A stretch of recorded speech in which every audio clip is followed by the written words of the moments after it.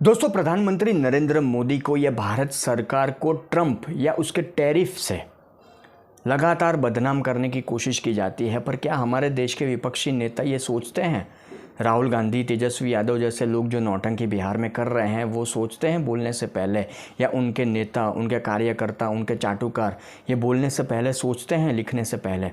एक वीडियो मैंने देखा, विपक्षी नेताओं का चाटुकार है कि ट्रंप के टैरिफ के सामने भारत को झुकना होगा।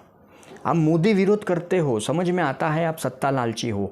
अब मोदी विरोध करते हो, मोदी को अपमानित करते हो, समझ में आता है, पर ट्रंप के टैरिफ के सामने भारत को झुकना होगा।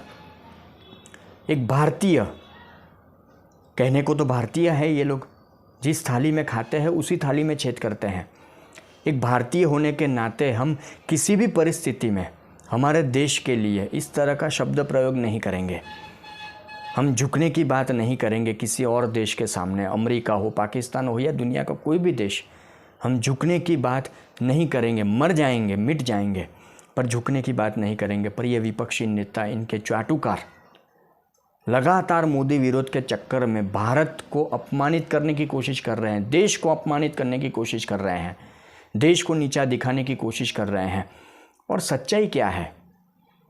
आप किसी भी समझदार और जानकार व्यक्ति को पूछ लीजिए कि ट्रंप के टैरिफ से भारत को असर होगा। ये नहीं है कि नहीं होगा, असर होगा, पर इतना भी नहीं होगा जितनी छाती विपक्षी नेता पीट रहे हैं। प्रधानमंत्री नरेंद्र मोदी हो या भारत सरकार, हर परिस्थिति से सामना करेंगे, लड़ेंगे, जीतेंगे।